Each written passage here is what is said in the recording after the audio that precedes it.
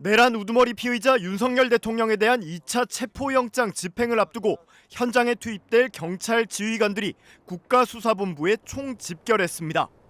경찰 국가수사본부는 오늘 오후 2시부터 국수본에서 서울, 경기, 인천 등 수도권 광역수사단 책임자들을 전원 소집해 회의를 열고 있습니다. 소집 대상은 각 수사단의 형사기동대장, 마약범죄 수사대장 등 지휘관들로 알려졌으며 체포영장 재집행의 구체적 계획을 공유하고 작전 실행 가능성과 법적 문제점 등을 짚어보고 있는 것으로 전해졌습니다. 앞서 국수본은 어제 수도권 광역수사단과 안보수사대 등에 윤 대통령 체포영장 집행 시 투입을 준비하라는 내용을 담은 수사관 동원령 등 공문을 보냈습니다. 요새화된 관절을 뚫기 위해 조직폭력배, 마약범죄자 등을 추적하고 체포해온 일선 수사관들에게 총동원령을 내린 겁니다.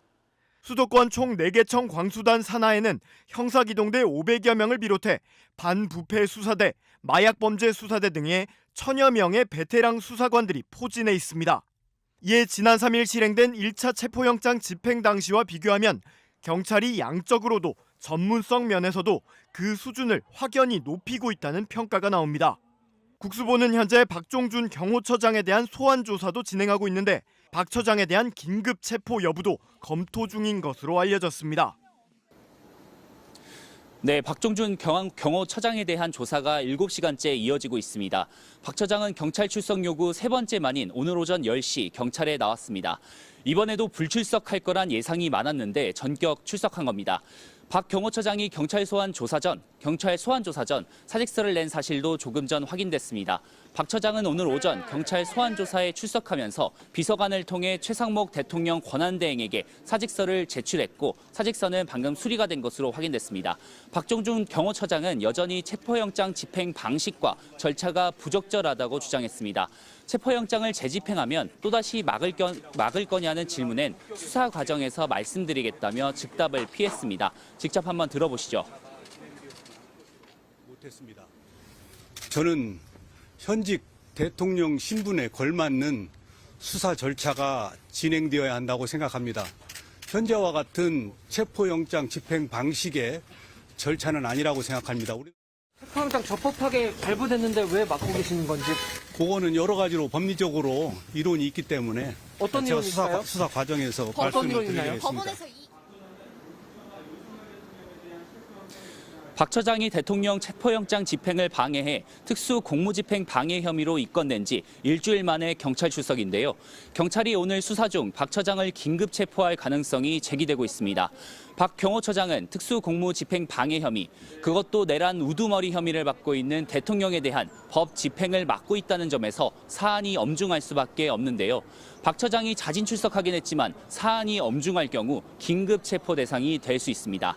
그럴 경우 경호처의 동요도 더욱 커질 것으로 보이는 만큼 대통령 2차 체포영장 집행에도 상당한 영향을 줄 것으로 보입니다. 지금까지 경찰청 국가수사본부에서 MBC 뉴스 고병찬입니다. 지난 3일 고위공직자 범죄수사처의 첫 체포영장 집행 당시 공수처는 관저 건물 200m 앞까지 진입했습니다.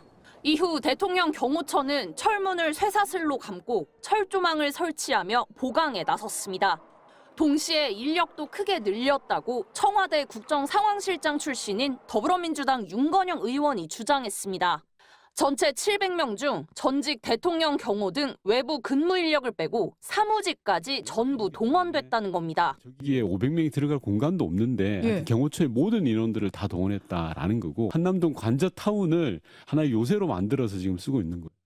또 이른바 김건희 여사 라인으로 지목된 실세인 이광우 경호본부장이 경찰 체포용 케이블 타이 400개를 준비하라고 지시했지만 내부 반발로 무산됐다는 구체적인 제보 내용도 공개한 데 이어 이른바 MZ세대 젊은 경호관들의 불만이 쌓여가고 있다고도 주장했습니다.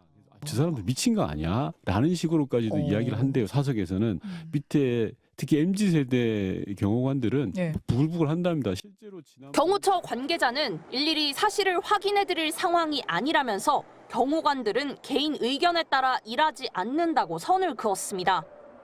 청와대 출신 야당 의원들은 더 이상 내란 수괴를 지키는데 가담하지 말라며 경호처 직원들의 결단을 촉구하고 나섰습니다.